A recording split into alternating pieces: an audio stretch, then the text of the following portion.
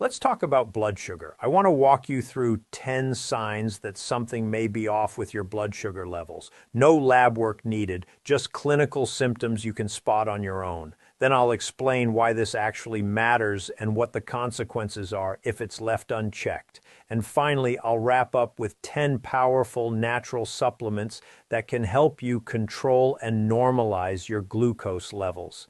Take a look around you. There are more overweight people today than ever before. If you pull up photos or footage from 50 or 60 years ago, you'll be struck by how lean most people were and how different things look now. Processed fast food is everywhere. Electric scooters, ride shares, and smart devices have removed almost every reason to move. It's almost like that movie Wall-E, where everyone ends up so sedentary and so reliant on easy food that the whole population becomes obese. That movie didn't feel far-fetched to me. It felt like a preview. So what does any of this have to do with blood sugar? Everything. Physical movement is one of the primary ways your body uses glucose, and your blood sugar levels are a direct reflection of your overall metabolic health. For anyone who isn't familiar, insulin is the key hormone that manages your blood sugar. It acts like a key that unlocks the door to your cells, allowing glucose to enter and be used as fuel. Without insulin, most of your body's tissues, the heart and brain being notable exceptions, simply can't process glucose, and it starts building up in your bloodstream. You might think, so what if glucose builds up a little? Here's the problem. Glucose is a crystalline substance that physically damages your blood vessels and internal organs. And it's not just the glucose itself. The broader metabolic dysfunction that comes with abnormal blood sugar causes damage throughout the body. What makes this particularly tricky is that a standard fingerstick glucose test or a basic blood draw won't always catch the problem early. Insulin resistance is a perfect example. Insulin resistance means your body needs more and more insulin just to keep your blood sugar in the so-called normal range. Your pancreas is working overtime. The more overweight you are, the less active you are, and the poorer your mitochondrial health. The harder your pancreas has to work for the same amount of food. This is why, when someone comes in with blood sugar issues, the first and most important intervention isn't a pill or a prescription. It's lifestyle, diet, weight loss, exercise. Only when those don't move the needle enough should medication enter the conversation. And yes, younger people in their 20s and 30s should absolutely pay attention. You may feel like this doesn't apply to you, and maybe it doesn't, but it likely applies to people around you. Parents, grandparents, friends who don't monitor their health closely. Missing this disease early is how it becomes dangerous. I'll be honest. I've developed a kind of occupational habit of noticing things. I'll be at a birthday party riding an elevator and I can't stop observing. Dry, cracked elbows, skin tags on the neck, a darkening of the skin in the armpits. These are all signs I associate with insulin resistance. I once spotted exactly this on a guy at a party. Dark underarms visible under his tank top, skin tags on the neck, the whole picture.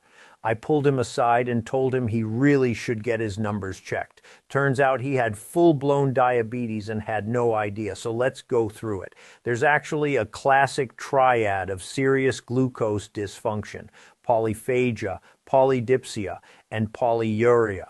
In plain English, eating a lot, drinking a lot, and urinating a lot. If you notice someone constantly eating, always thirsty, and running to the bathroom frequently, that's a red flag combination worth taking seriously. Now the risk factors: age 45 and older, being overweight or obese, a sedentary lifestyle, a history of gestational diabetes, because when a woman develops diabetes during pregnancy and her levels normalize afterward, that doesn't mean the risk disappears. It means she has a predisposition, and under the right conditions, it can come back. Same goes for anyone with a family history of heart attacks or strokes. Those cardiovascular events are often connected to underlying metabolic dysfunction. Here are the 10 signs I want you to know. The first is excessive thirst, not the kind of thirst you feel after a long run in Texas summer heat. I mean sitting inside an air-conditioned house and reaching for water every 20 or 30 minutes all day long. That kind of persistent, unexplained thirst is a real warning sign. The second sign is unexplained fatigue, not tiredness after a hard workout or a long shift. I'm talking about a low-grade persistent exhaustion that's there from the moment you wake up. When glucose isn't being processed properly, your cells are essentially running on empty even when there's fuel in the tank. Third, frequent urination. If you're drinking a lot, it has to go somewhere. And with blood sugar dysfunction, unlike with certain kidney or heart conditions, you won't typically see swelling or fluid retention. It's simply in and out. The body is trying to flush the excess sugar. Fourth, blurred vision. When blood sugar starts damaging your blood vessels or triggering early neuropathy, your eyes are often the first to show it. If your vision starts getting fuzzy without an obvious cause, don't just chalk it up to screen time. Fifth, persistent hunger. You want to eat constantly, even shortly after a meal. Your cells aren't absorbing the glucose efficiently, so your body keeps sending hunger signals looking for more energy. Sixth, unexplained weight loss while eating more. This one surprises people. You'd think eating more would mean gaining weight, but in cases of advanced glucose dysfunction, particularly uncontrolled type 1 or late-stage type 2, the body starts burning through muscle and fat because it can't use glucose. If you notice someone eating more but visibly losing weight, that's a serious sign. Seventh, numbness, tingling, or pain in the hands and feet. This is peripheral neuropathy, and it's one of the more debilitating complications of prolonged high blood sugar. It can start as a mild pins and needles sensation and progress to significant pain that requires medication. Eighth, slow healing wounds. This is something I see constantly in surgical settings. When we look at a patient's blood work before an operation, we can often predict exactly how well they'll heal. Even something as routine as a minor procedure can turn into a wound that won't close if the patient has undiagnosed blood sugar issues. Infections become more common, tissue repair slows, and what should be straightforward healing becomes a prolonged battle. Ninth, darkening of the skin in the armpits or groin. This is called acanthosis nigricans, and it's exactly what I noticed on that guy at the party. A velvety, darkened patch of skin in the armpits, groin, or back of the neck is a classic dermatological sign of insulin resistance. Skin tags in those same areas often appear alongside it. 10th, recurring yeast or fungal infections. Candida and other fungal organisms thrive on sugar. If blood glucose is chronically elevated, it creates the perfect environment for repeated infections in the mouth, under the foreskin, in skin folds, in the armpits. If someone keeps getting these infections and can't figure out why, it's worth checking their blood sugar. So those are the 10 signs. Now, what can you actually do about it? Beyond lifestyle changes and regular checkups, there are natural supplements with solid research behind them that can help manage and normalize blood glucose, especially if you already have some of the risk factors we discussed. Everything I'm about to mention is widely available in the U.S. Number 1 is magnesium. A review of 12 randomized clinical trials found that supplementing with magnesium at around 300 to 400 milligrams per day can reduce fasting blood glucose by roughly 3%. That adds up meaningfully over time.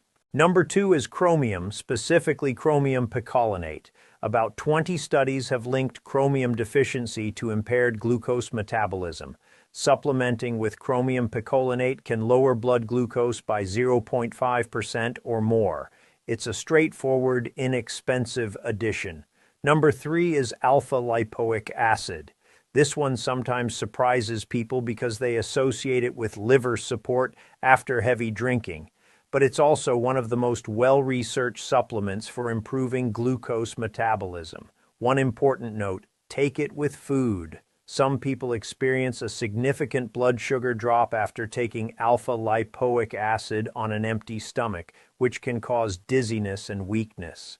Number 4 is Gymnema Sylvestre. A colleague of mine has been using this one for years, and the data is genuinely impressive. Studies found that 400 milliliters of Gymnema Sylvestre leaf extract taken over 18 months lowered blood glucose by 29% and reduced HbA1c from 11.9 down to 8.5. Those are results that would be notable even for a pharmaceutical drug. Number 5 is Berberine. A review of 30 studies looked at people with insulin resistance or type 2 diabetes who supplemented with berberine alongside a healthy diet and lifestyle. The outcome was a reduction in fasting blood glucose of about 15.55 mg/dL and a drop in HbA1c of 0.71%. And I want to emphasize the alongside a healthy diet part. None of these supplements work in isolation. They amplify good habits. They don't replace them. Number 6 is vitamin D. Many people with blood sugar problems are also deficient in vitamin D. It's not a coincidence.